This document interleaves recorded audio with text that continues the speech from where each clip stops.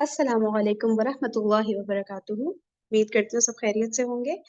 अच्छा, हमारे ना थोड़ी सी रीडिंग रह गई थी, 1 1.5 पेज की। वो हम लोग फिनिश करते हैं। उसके बाद फिर साहिल अदीम साहब की एक वीडियो है जिसमें उन्होंने इस चीज़ को थोड़ा सा एक्सप्लेन किया कि सहाबा रजी अल्लाह ताला अन्हुम में जो इख्तिलाफ होता था, तो उसको हमें किस तरह से देखना चाहिए, किस तरह से पढ़ना चाहिए। तो एक शॉर्ट सी 10 मिनट की वीडियो है, वो प्ले करूंगी। उसके बाद इंशाल्लाह जो मैंने फिर देखा जंगे सिफ़ीन की कहीं थरो एक्सप्लेनेशन हो, लेकिन कुछ ऐसा नहीं मिला मुझे। और फिर इवेंचुअली वो नजिया हाशमी साहिबा की ही एक्सप्लेनेशन थोड़ी डिटेल लगी सीक्वेंस में। ठीक है, तो उनकी फिर 20 मिनट्स की एक्सप्लेनेशन है, वो मैं प्ले कर दूंगी। तो इस तरह आज इंशाल्लाह चलाते हैं। आई होप ऐसा हो सके। अच्छा, कल हम लोग ने हजरत अम्मार रजी अल्लाह अन्हु की शहादत तक यहाँ तक पहुंचे थे ना। यहाँ से रीडिंग स्टार्ट करती हूँ। मगर जब हजरत अम्मार रजी अल्लाह अन्हु के शहीद होने की खबर हजरत मुआविया रजी अल्लाह अन्हु के लश्कर में पहुंची और हजरत अब्दुल्ला बिन अम्र बिन आस ने अपने वालिद और हजरत मुआविया रजी अल्लाह अन्हु दोनों को हुजूर सल्लल्लाहु अलैहि वसल्लम का ये इरशाद याद दिलाया, तो हजरत मुआविया रजी अल्लाह अन्हु ने फौरन इसकी ये तावील की कि क्या हमने अम्मार को कत्ल किया है? उनको तो उसने कत्ल किया जो उन्हें मैदान जंग में लाया। हालांकि नबी पाक सल्लल्लाहु अलैहि वसल्लम ने ये नहीं फरमाया था कि हजरत अम्मार को बागी ग्रोह मैदान जंग में लाएगा, बल्कि ये फरमाया था कि बागी ग्रोह उनका कत्ल करेगा। और जाहिर है कि उनको कत्ल हजरत मुआविया रजी अल्लाह अन्हु के ग्रोह ने किया था, ना कि हजरत अली रजी अल्लाह अन्हु के ग्रोह ने। हजरत अम्मार रजी अल्लाह अन्हु की शहादत के दूसरे रोज 10 सफर को सख्त मार्का बरपा हुआ, जिसमें हजरत मुआविया रजी अल्लाह तआला की फौज शिकस्त के करीब पहुंच गई। ठीक है, हजरत मुआविया रजी अल्लाह तआला की फौज शिकस्त के करीब पहुंच गई। इस वक्त हजरत आमिर बिन अल आस रजी अल्लाह तआला ने हजरत मुआविया रजी अल्लाह तआला को मशवरा दिया कि अब हमारी फौज नेजों पर कुरान उठा ले और कहे कि हादा हकमुन बैनना व बैनकुम, ये हमारे और तुम्हारे दरमियान हकम है, यानी कुरान। इसकी मसलहत हजरत अम्र ने खुद ये बताई कि इससे अली रजी अल्लाह तआला अन्हु के लश्कर में फूट पड़ जाएगी। कुछ कहेंगे कि ये बात मान ली जाए और कुछ कहेंगे कि ना मानी जाए। हम मुज्तमे रहेंगे और उनके यहाँ तफर्रुका बर्पा हो जाएगा। अगर वो मान गए तो हमें मोहलत मिल जाएगी। नीचे रेफरेंसेस दिए हुए। इसके साफ माना ये है कि ये महज एक जंगी चाल थी, कुरान को हकम बनाना सिरे से मकसूद ही ना था। इस मशवरे के मुताबिक लश्कर मुआविया रजी अल्लाह तआला अन्हु में कुरान नेज़ों पर उठाया गया और उसका वही नतीजा हुआ जिसकी हजरत अम्र बिन आस रजी अल्लाह तआला अन्हु को उम्मीद थी। हजरत अली रजी अल्लाह तआला अन्हु ने इराक के लोगों को लाख समझाया कि इस चाल में ना आओ और जंग को आखिरी फैसले तक पहुंच जाने दो, मगर उनमें फूट पड़ कर रही। और आखिरकार हजरत अली रजी अल्लाह तआला अन्हु मजबूर हो गए कि जंग बंद करके सॉरी और आखिरकार हजरत अली रजी अल्लाह तआला अन्हु मजबूर हो गए कि जंग बंद करके हजरत मुआविया रजी अल्लाह तआला अन्हु से तहकीम का मुआहिदा कर लें। फिर यही फूट हकम मुकर्रर करने के मौके पर भी रंग लाई। हजरत मुआविया रजी अल्लाह तआला अन्हु ने अपनी तरफ से हजरत अम्र बिन अल-आस रजी अल्लाह तआला अन्हु को हुक्म बनाया। हजरत अली रजी अल्लाह तआला अन्हु चाहते थे कि अपनी तरफ से हजरत अब्दुल्ला बिन अब्बास रजी अल्लाह तआला अन्हु को मुकर्रर करें, मगर इराक के लोगों ने कहा वो तो आपके चचा जात भाई हैं, हम गैर जानिबदार आदमी चाहते हैं। आखिर उनके इसरार पर हजरत अबू मूसा अशरी रजी अल्लाह तआला अन्हु को हकम बनाना पड़ा। हालांकि हजरत अली रजी अल्लाह तआला अन्हु उन पर मुतमईन ना थे। और नंबर 60 के रेफरेंसेस दिए हुए हैं। अब ये भी थोड़ा डिटेल्ड वो है बात, तहकीम का मसला जिसे कहते हैं हकम बनाने का, ये भी हम अब हम सुन ही रहे हैं स्कॉलर की एक्सप्लेनेशन, तो वही डायरेक्टली उस पे ही चलते हैं। ठीक है, फिर डिस्कशन बाद में कर लेंगे इंशाल्लाह।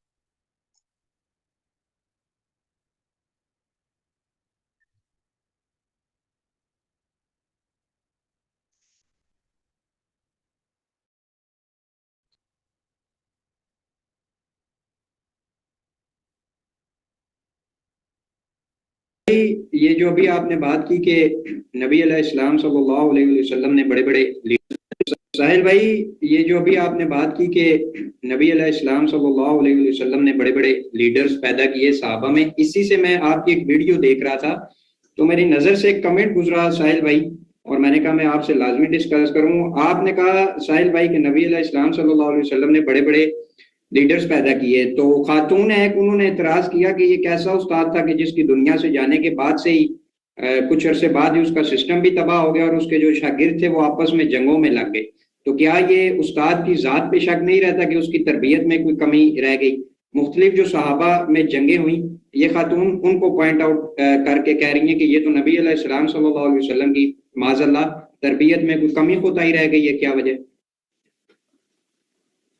اللہ تعالیٰ نے نا، یاد رکھیے گا، اللہ تعالیٰ نے اس دنیا کو امتحان کے طور پہ پیش کیا ہے ہم سب کے، اور ہم خود ادھر امتحان اپنی مرضی سے آئے امتحان کے اندر. صحابہ پہ یہ نبی علیہ السلام کا سایہ تھا تو ان کے اوپر امتحان بھی سب سے بڑا ہی آنا تھا. یہ عام چھوٹے چھوٹے ٹٹو اپنے سکیل کے اوپر صحابہ کو جب میجر کرنے کی کوشش کریں گے نا تو پھر ایسی باتیں ذہن میں شیطان آئیں گے. آپ یہ کوئی بھی انسان جو سوال کرتا ہو نا، اسے کہو نا کہ چل جا کے جنگ جمل میں آدھے گھنٹے کے لیے کھڑا ہو، پوچھ گچھ کر انٹرویو لے اور بتا کون صحیح ہے. اللہ اکبر. تب میں دیکھتا ہوں کہ ان میں سے کس کی اوقات ہے جو فیصلہ کر سکے کہ اس لشکر کے پاس بغیر جرا کے لوگ کھڑے ہوئے ہیں، اس لشکر کے پاس بغیر جرا کے. اللہ اکبر. ان لوگوں کو نا سمجھ نہیں آئی بھی صحابہ کی کہ کس لیول کا استدلال اس سب بات چل رہا تھا. آپ کو میں بتا رہا ہوں، اگر نبی علیہ السلام کی حدیث علی بن ابی طالب کے اوپر اس طریقے سے مربوط نہ ہوتی تو امت میں فیصلہ کرنے کی طاقت نہیں ہے کسی بھی انسان میں. کہ سفین تو ایک کلیئر کٹ غزوہ تھا کہ اوپن ہو گئی تھی بات. جمل کے اندر آپ مجھے بتائیں کون سا ایسا بندہ ہے کہ جو فلسفے کے سوال کرے گا اور یہ فیصلہ کر سکے گا کہ ادھر صحیح ہے ادھر صحیح، اگر کہ وہ حدیث نہ ہو، اگر وہ حدیث ایک سیکنڈ کے لیے سائڈ پہ کرے. ٹھیک ہے. علی بن ابی طالب سے ایک بندے نے پوچھا جمل کے دوران کہ ادھر بھی وہ لوگ کہ جو جنت کی بشارتیں لے کے بیٹھے، ادھر بھی وہ لوگ، تو کیسے پتہ چلے گا حق پہ کون ہے؟ تو علی بن ابی طالب نے یہ تو نہیں کہا میرے اوپر تو حدیث ہے. سوچے ذرا کس طریقے کی پرورش ہوئی بھی علی بن ابی طالب کی نبی علیہ السلام سے. انہوں نے کہا کہ بیٹا اللہ کے لیے لڑا ہے نا وہ ادھر سے بھی شہید ہے، ادھر سے بھی شہید ہے. جو علی کے لیے لڑا ہے وہ ادھر سے بھی غلط ہے، وہ ادھر سے بھی غلط ہے.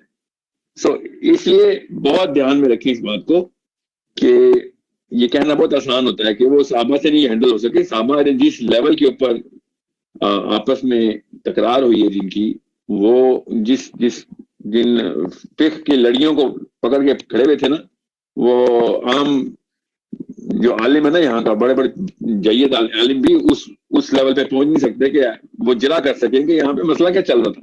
اتنی بڑی کنفیوژن تھی. تو صحابہ پہ امتحان بھی اتنے ہی بڑے آئے تھے. یہ بہت آسان ہوتا ہے کہہ دینا کہ 30 سال ہی خالی چلی.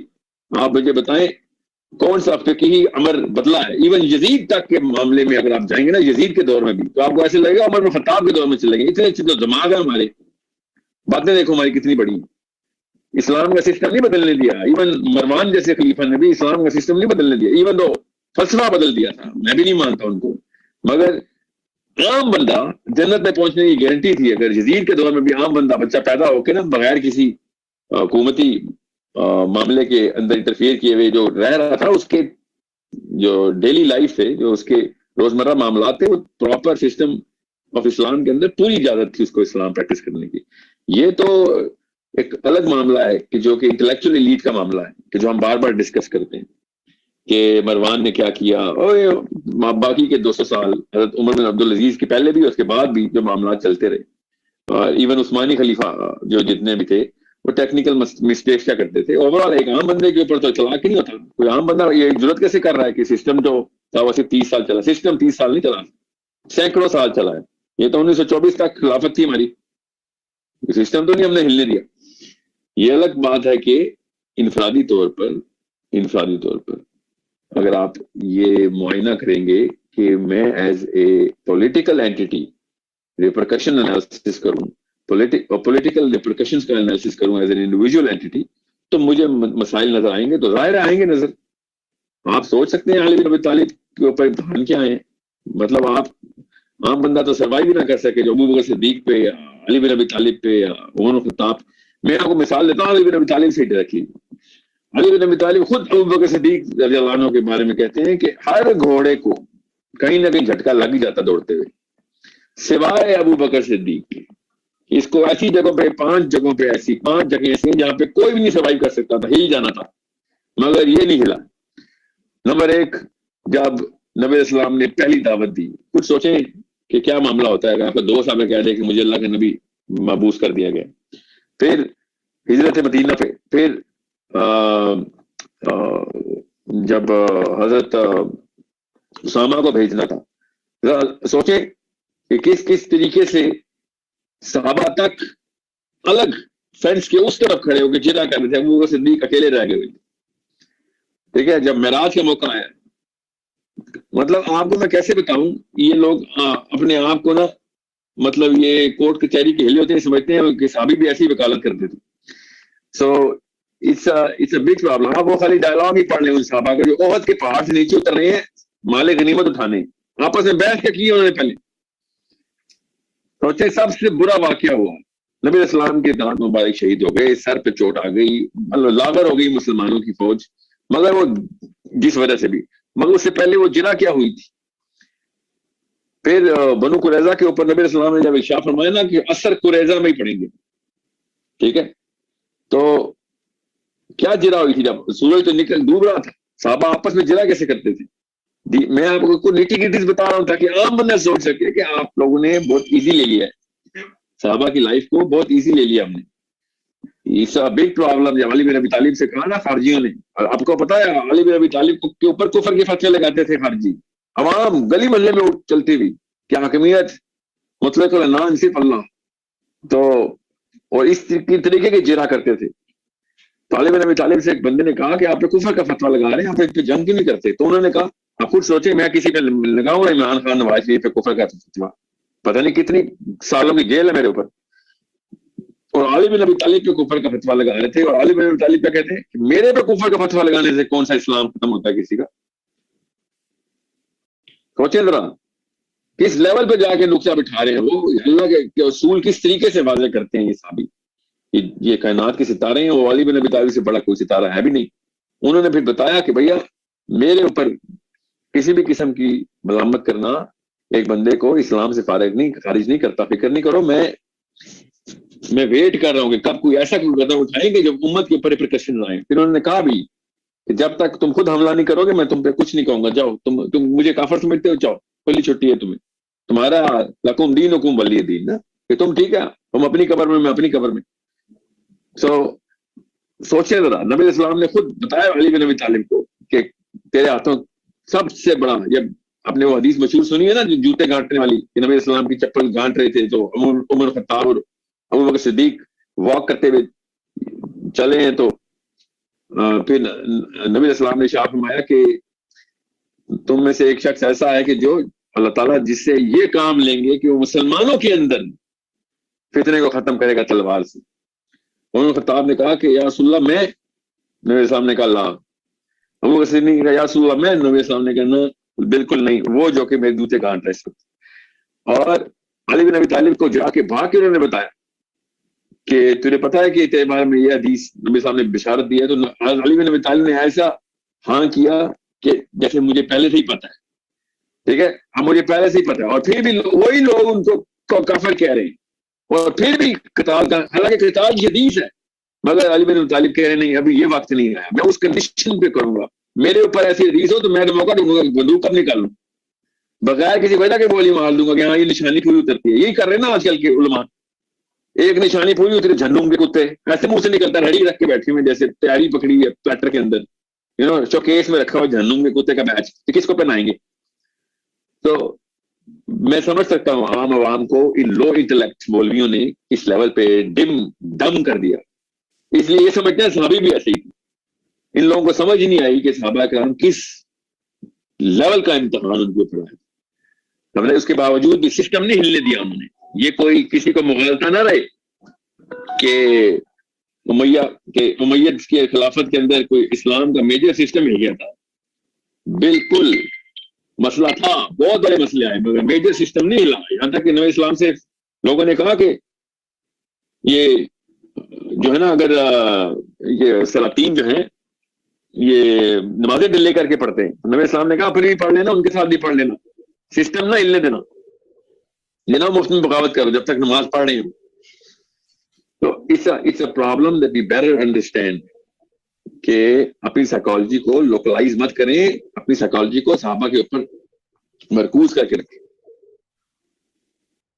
ٹھیک ہے, تو وہ تب آپ کو سمجھ آئے گی کہ نبی السلام نے جس لیول کے لیڈر بنا دیے نا وہ لیول ہی نہیں اندر وہ کسی کہتے ہیں نا کرینہ ہی نہیں ہے. وہ کرینہ ہوگا تو پتہ چلے گا نا کہ مسئلہ کیا ہے. ساحل بھائی یہ جو ابھی آپ نے بات ایک ویڈیو 10 منٹ کی صرف تھی, کتنے سوچ کے دروازے کھولے ہیں نا اس ویڈیو نے, کتنا ڈیپ ہے, کتنا کمپلیکیٹڈ ہے یہ سارا معاملہ جو ہم لوگ ریڈ کر رہے ہیں. اور مجھے تو لگتا ہے کبھی کبھی کہ یہ سب جو ایکچوئل میں گزر رہی تھی اس وقت صحابہ کرام رضی اللہ عنہم کو, اس کا شاید 2 یا 3% یہاں پہ بکس میں لکھا ہوا ہے. اور جو ڈفرینٹ سرکمسٹانسز اور ڈفرینٹ اینگل سے جو مشکلات آ رہی تھی وہ تو کوئی اندازہ کوئی بھی رائٹر نہیں لگا سکتا نا.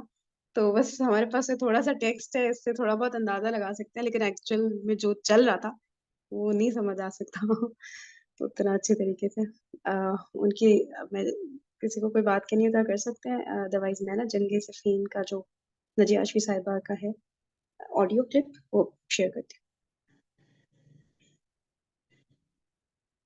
یہ سب باتیں نا سوچ الگ سے بیٹھ کے بندہ سوچے نا تب بھی سمجھ میں آتا ہے, ورنہ اگر کیجولی ان ویڈیوز کو گزار دیا نا تو پھر بات اندر وہ نہیں ہوتی, ابزارو نہیں ہوتی.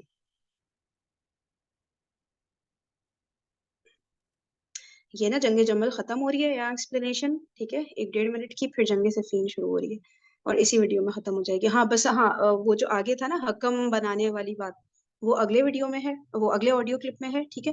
تو وہ پھر میرے خیال سے ہم لوگ ابن کثیر کا جو سب لوگ چاہ رہے تھے نا کہ اس بک سے ہم لوگ پڑھ لیں, تو وہ اس کی ریڈنگ پھر ہم کل اسٹارٹ کر دیں گے, پھر وہاں تک پہنچیں گے جو حکم بنانے والی بات آ رہی ہے نا, کیونکہ اس بک میں بھی ہم نے وہاں تک ہی پڑھا ہے نا, ٹھیک ہے. تو اس سے پہلے کا وہاں سے پڑھ لیتے ہیں, یا اور کوئی مشورہ تو دے دیجیے گا پھر واٹس ایپ گروپ پہ. کہ حضرت عائشہ رضی اللہ تعالیٰ عنہ اپنے مقام پہ پہنچ جائیں. وہ بصرہ کی بھی معزز خواتین کو ان کے ساتھ کیا, حضرت محمد بن ابی بکر جو ان کے بھائی تھے اس وفد کا لیڈر بنایا, اور ان کی قیادت میں کہا کہ آپ ان کو لے کر جائیں اور چھوڑ کے آئیں. تو حضرت عائشہ رضی اللہ تعالیٰ عنہ سے بھی جب بھی کبھی بات کی گئی اس بارے میں تو فرمایا ایک دوسرے پر الزام تراشیاں نہ کرو, غیبتیں نہ کرو. جو میرے اور علی کے درمیان ہوا یہ وہ ہے جو عورت اور اس کے سسرال کے درمیان ہو ہی جاتا ہے, اور علی نیکوں میں سے ہے. یعنی کسی نے دوسرے کے کردار کے بارے میں, کسی کے بارے میں کوئی ایسی بات نہیں کی. اب دیکھیں کہ جو ایک فریق ہے وہ حضرت عائشہ رضی اللہ تعالیٰ عنہ کے اوپر اتنی باتیں اور گالیاں اور بد زبانیاں کرتا ہے, جبکہ حضرت علی نے کوڑے لگوائے تھے کہ اگر کسی نے ایسی بات کوئی کی. اب دوسری جنگ جو پیش آئی, اب جب یہ اس معاملے سے نپٹا گیا تو اس کے بعد دوسری طرف کیا تھا آپ کو جیسے کہ میں نے بتایا کہ اب معاویہ رضی اللہ تعالیٰ عنہ کا معاملہ آیا کہ اب ان کے ساتھ بات کی جائے, ان کے ساتھ معاملات کو دیکھا جائے. تو امیر المومنین پھر نکلے ان کی طرف, اور پہلے تو انہوں نے جریر بن عبداللہ کو بلا بھیجا, اور جریر بن عبداللہ نے کہا کہ میرے معاویہ کے ساتھ اچھے تعلقات ہیں تو میں پہلے جا کے ان کے ساتھ بات کرتا ہوں, ہو سکتا ہے کوئی بات نکل آئے. لیکن جب وہ بھی گئے اور انہوں نے بات چیت کی تو وہاں کوئی بات بنی نہیں, اور وہاں انہوں لوگوں نے کہہ دیا کہ قاتلوں کو ہمارے حوالے کر دیں تو ہم بیعت کرنے کے لیے تیار ہیں, ایسا نہیں کریں گے تو ہم نہیں کریں گے بیعت, بلکہ ہم اس وقت تک لڑیں گے جب تک ہمارا آخری آدمی بھی قتل نہ ہو جائے. اتنی بات انہوں نے کر دی. اور پتہ ہے معاویہ رضی اللہ تعالیٰ عنہ بھی صحابی رسول ہیں, فتح مکہ کے بعد مسلمان ہوئے تھے, ٹھیک ہے. اور اب امیر المومنین نے شام کے خلاف جنگ کی تیاری شروع کر دی. وہ شام میں تھے نا, لوگوں کو نکل کھڑے ہونے کا پیغام دیا, بہت بڑا ایک لشکر تیار کیا, کوئی کہتے ہیں 50,000 لوگ تھے, اور یہ نکل کھڑے ہوئے. اب معاویہ رضی اللہ عنہ جو تھے وہ شام میں بہت پاپولر تھے, بہت کامیاب وہاں کے گورنر تھے, لوگ ان کو بہت پسند کرتے تھے, بڑے زبردست سیاست دان تھے. جیسے ہر ایک بندے میں کچھ کوالٹیز ہوتی ہیں تو ان کے اندر بہت اچھی سیاست کی کوالٹیز تھیں, اور وہ اپنی جگہ جمے ہوئے تھے. اب حضرت علی کو بھی ان سے نپٹنا ضروری تھا اور ان کے پاس کوئی چارہ نہیں تھا. تو اب دین بصرہ سے شام کی طرف فوج لے کے جا رہے ہیں, اور ایک طرح سے سمجھ لیں کہ یہ والا پورا علاقہ شام کا کنٹرول سے باہر ہی ہو گیا نا، حکومت سے باہر ہو گیا، کیونکہ آپ کی وہاں پہ ہے ہی نہیں حکومت۔ اب ایک مقام تھا صفین کا، صفین سواد کے ساتھ، سواد فا یا نون، یہاں پہ لشکر نے پڑاؤ ڈالا۔ اب یہ شام سے چند دن کے فاصلے پر تھا، یہ آج بھی ہے وہاں، اور یہ ذی الحجہ 36 ہجری یہ مہینہ۔ آپ کو پتہ ہے ذی الحج کا مہینہ کیا ہے؟ حرام مہینوں میں سے، حرمت والے مہینوں میں سے، اس سے آگے محرم بھی حرمت والا مہینہ۔ حضرت علی صفین پہنچے اور آپ نے بات چیت کے مرحلے شروع کیے۔ اتنے کئی مرحلے گزرے، کئی ہفتے بات چیت جاری رہی، بہت سے صحابہ آگے پیچھے آتے جاتے رہے، لیکن کوئی بھی اس کا نتیجہ نہیں نکلا۔ ابن عباس بھی گئے اور صحابہ ڈر رہے تھے اس بات سے کہ کہیں، جو بھی صحابی تھے، کہ کہیں جنگ نہ ہو جائے۔ ابو ہریرہ نے معاویہ کے پاس جا کے فرمایا تم ان سے جنگ کرو گے جبکہ وہ خلیفہ ہیں؟ تو معاویہ نے فرمایا میں جانتا ہوں علی مجھ سے بہتر ہیں، وہ سب سے زیادہ حقدار ہے خلافت کے، اور میں خلافت کا امیدوار نہیں ہوں۔ لیکن بس وہی بات پھر کہ حضرت عثمان کے قاتلوں سے بدلہ لیا جائے، اور اس کے اندر ہی پھر کافی وقت گزر گیا، محرم کا بھی وقت گزر گیا اور سفر شروع ہو گیا۔ جب 6 سفر کا دن تھا تو حضرت علی نے اعلان کر دیا کہ اب اناف، اب جنگ ہوگی، مذاکرات نہیں۔ اب مذاکرات سارے ہی ناکام ہو گئے تھے۔ تو یہ ایک طرح سے آپ کہہ سکتے ہیں کہ یہ پہلی جنگ تھی جو مسلمان کے ساتھ ارادتاً ہوئی تھی، کہ وہ تو جنگ صفین، جو جنگ جمل تھی نا، وہ تو ایک غلط فہمی کی بنیاد پر، اور اس طرح سے سمجھ لیں ایک شرپسندوں نے ایسا کھیل کھیلا کہ اس طرح سے ہوئی، لیکن یہ والی جنگ تھی جو علل اعلان ہوئی۔ تو صفین کے مقام پہ دونوں فوجیں آمنے سامنے کھڑی تھی اور بہت بڑی تعداد میں تھی، اور ہر فریق اپنی رائے پہ ڈٹا ہوا تھا۔ صحابہ میں سے بڑوں نے کوششیں کی ہیں، ایسا نہیں ہے، سب نے کوششیں کر دیکھی، لیکن کہیں پہ بھی کوئی ماننے کو تیار نہیں تھا۔ بدھ کے دن دونوں لشکروں نے اپنی صفیں تیار کر لی،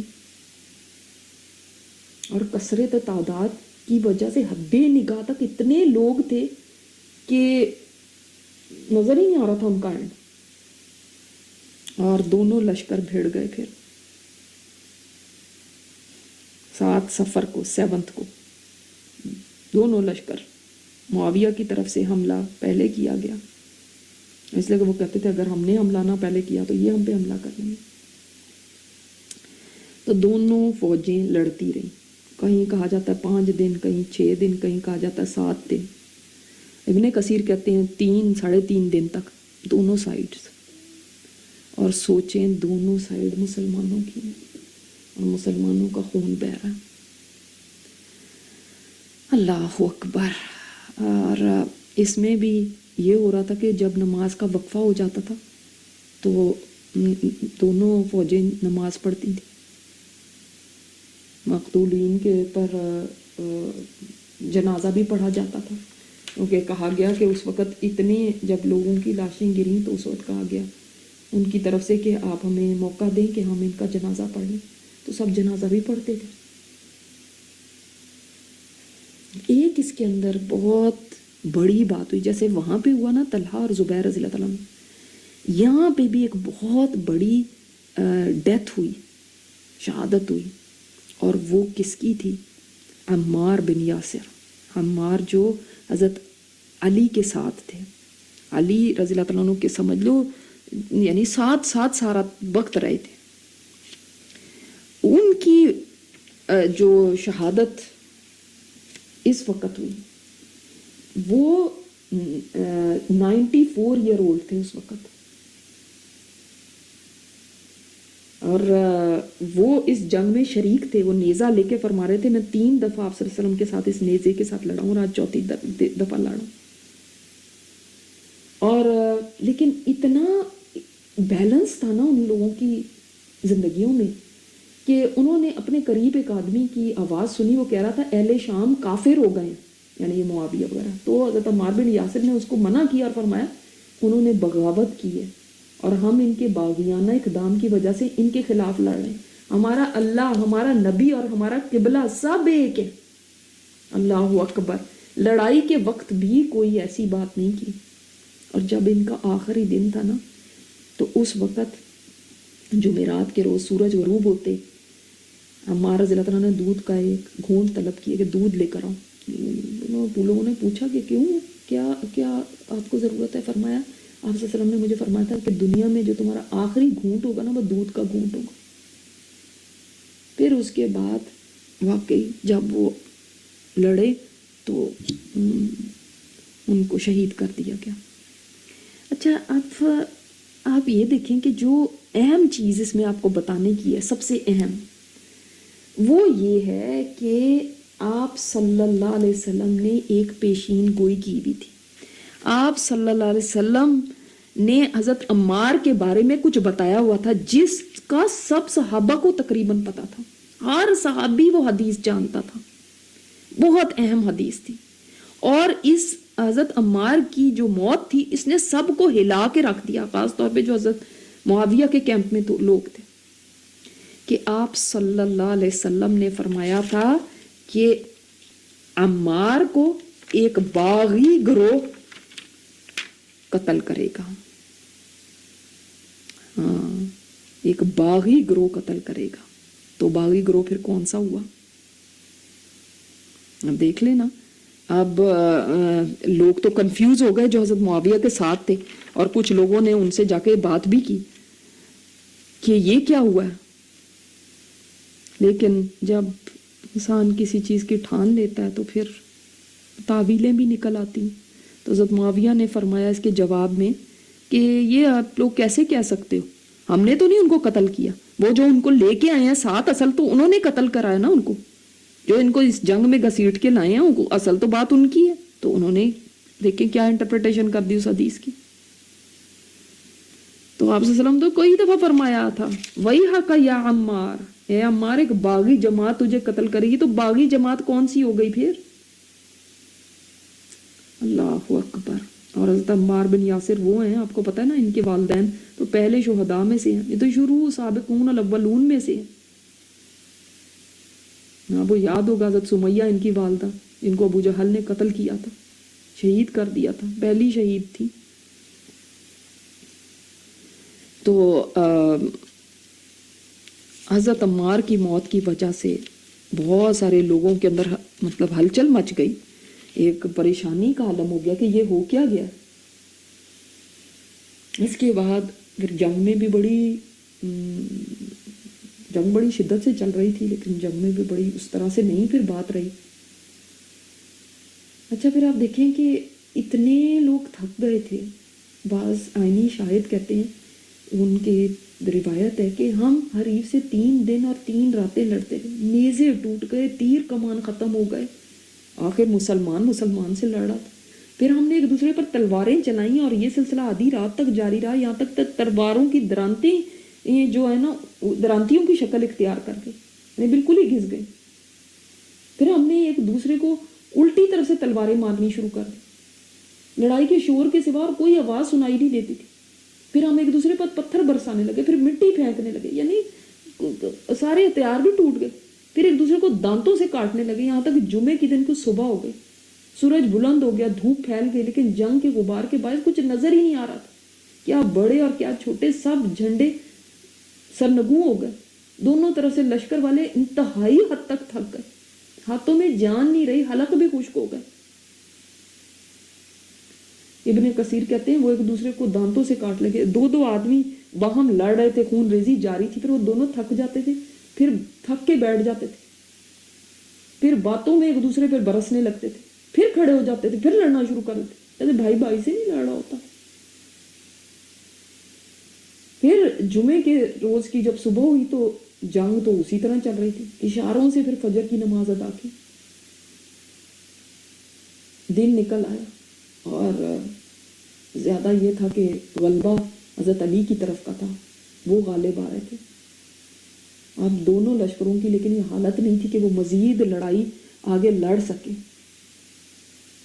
تو اس وقت اشعث بن قیس الکندی نے اپنے ساتھیوں سے خطاب کیا. انہوں نے فرمایا مسلمانوں کی جماعت تمہارا گزرا ہوا یہ دن خوفناک تھا، اس میں عرب فنا ہو گئے.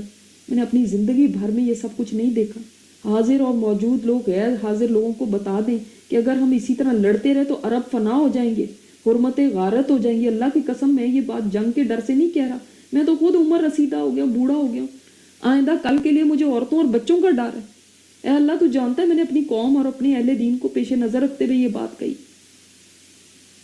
اس بات کی خبر حضرت معاویہ کو پہنچی تو انہوں نے فرمایا رب کعبہ کی قسم انہوں نے بالکل صحیح کہا ہے.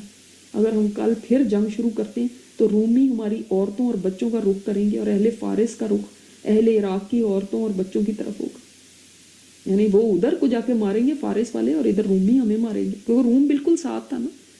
بلکہ آپ کو پتہ ہے کہ جس وقت رومی بادشاہ نے دیکھا کہ تو آپس میں ہی لڑ رہے ہیں تو اس نے سوچا کہ میں بھی حملہ کر کے ایک طرف کا علاقہ میں لے لیتا ہوں. آپ کو آج کے حالات کے اوپر حیرت ہوتی ہے نا، ایسے حالات اتنے 100 سال پہلے ایسے حالات گزر چکے ہیں. اور اس نے جب ان کو حضرت معاویہ کو پتہ چلا تو انہوں نے اس کو خط لکھا کہ اے رومی کتے، اگر تو نے دارالاسلام پہ حملہ کرنے کی جرات کی تو سن لے علی کی طرف سے لڑنے والوں میں سب سے پہلے معاویہ ہوگا. اللہ اکبر. اور اس کے بعد پھر یہ ہوا یہ تھا کہ حضرت معاویہ کی ہدایت پہ عمر بن العاص قرآن کو نیزے پہ اٹھا کے لے آئے تھے. سب نے قرآن نیزے پہ اٹھا لیے تھے. قرآن اس وقت بڑے بڑے نسخے ہوتے تھے، انہوں نے ان نسخوں کو نا نیزوں کے ساتھ باندھ دیا. انہوں نے اپنے ساتھیوں سے بھی کہا نیزوں کے ساتھ باندھ لیا اور ان کو اوپر بلند کر دیا، یعنی ہم یہ قرآن آپ کے سامنے ہے. حضرت علی کا خیال تھا کہ یہ چال ہے، تو انہوں نے اپنے ساتھیوں سے کہا کہ ہم ان بات میں نہ آئیں، مگر آپ کو میں بتاؤں گی. کچھ لوگوں نے کہا کہ نہیں قرآن آ گیا ہے تو اب ہم نہیں لڑیں گے، اب ہم ختم کرتے ہیں لڑائی. اللہ اکبر. تو اس بات کے اوپر انہوں نے کہا کہ قرآن کو ہم حکم بنائیں گے، یعنی قرآن اب ہمارے درمیان فیصلہ کرے گا، فیصلہ کن قرآن ہوگا. اچھا تو اب کیا ہوا، قرآن کو جب سامنے کر دیا، قرآن کی تعظیم ہر مسلمان کے دل میں، تو دونوں طرف سے جنگ بند ہو گئی. حضرت علی نے فرمایا میں وہ پہلا آدمی ہوں جو قرآن کو اپنا رہنما بنائے گا. ہتھیار پھینک دیا سب نے. اب فیصلہ کیا ہوا کہ دونوں فریقوں میں سے ایک ایک بندے کو دونوں اپنا حکم بنائیں، جج بنائیں، اور دونوں ان کو آگے بھیجیں اور وہ دونوں آپس میں فیصلہ کریں اور ان کا فیصلہ سب مان لیں. کیا کچھ شرائط کی بیس کے اوپر تو حضرت علی نے ابو موسیٰ اشعری کو منتخب کیا اور معاویہ رضی اللہ تعالیٰ عنہ نے عمر بن عاص کو منتخب کیا. دونوں پائے کے صحابی ہیں، ابو موسیٰ اشعری بھی اور عمر بن العاص بھی، کہ یہ مذاکرات کریں گے تو ہم جو بھی یہ فیصلہ ہوگا تو اس کو ہم مان لیں گے. اس سے آگے کچھ ہوا تو نہیں فائدہ، لیکن کم از کم یہ فائدہ ضرور ہوا کہ جنگ بند ہو گئی، دونوں فریق اپنی اپنی جگہ پہ چلے گئے.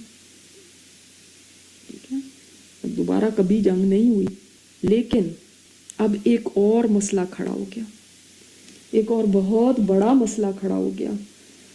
اللہ تعالیٰ معاف فرمائے. اور وہ یہ تھا کہ کچھ لوگوں نے یہ کہا کہ آپ نے کیسے انسانوں کو حکم بنا لیا کہ یہ جج ہوں گے، یہ فیصلہ کریں گے. ہم تو ان کا نہیں فیصلہ مانتے، ہم تو قرآن کا فیصلہ مانتے، تو ہم تو ان کا فیصلہ نہیں مانتے.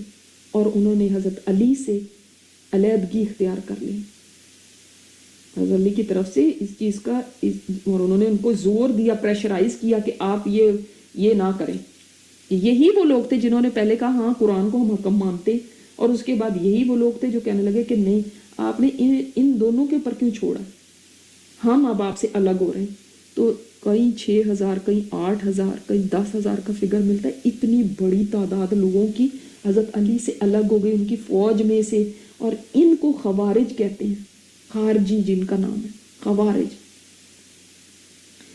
ان کو حروریہ بھی کہتے ہیں. अलमारिका भी कहते हैं। अलमारिका के अलावा ये सारी चीज़ों पे बड़े खुश होते थे। अलमारिका का मतलब है वो दीन से जो निकल चुके हैं, जैसे शिकार से तीर निकल चुका होता है। और ये आज से नहीं, असल में खवारिज की इब्तिदा तो आप सल्लल्लाहु अलैहि वसल्लम के ज़माने से ही हो गई ना, जब जुल खुवैसरा जो पहला खारजी था, यानी बिल्कुल सेम सोच थी ना।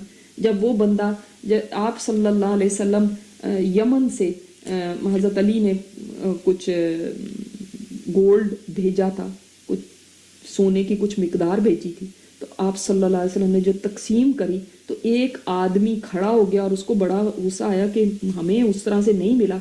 तो वो कहने लगा, ए मोहम्मद, ये जुल खुवैसरा था, ए मोहम्मद, अस्तगफिरुल्लाह, पहले तो ये कि आप नबी के ऊपर ईमान लेकर, सिवाय काफरों के ऐसे तो आप सल्लल्लाहु अलैहि वसल्लम को कोई कुछ कहता नहीं था, ऐसे नाम लेके तो नहीं पुकारते थे, लेकिन उसने नाम लेके पुकारा, ए मोहम्मद, अल्लाह से डर, अदल कर। तो आप सल्लल्लाहु अलैहि वसल्लम ने फरमाया, गुस्से में आ गया, आपने फरमाया अगर मैं नहीं अदल करता तो और कौन करेगा।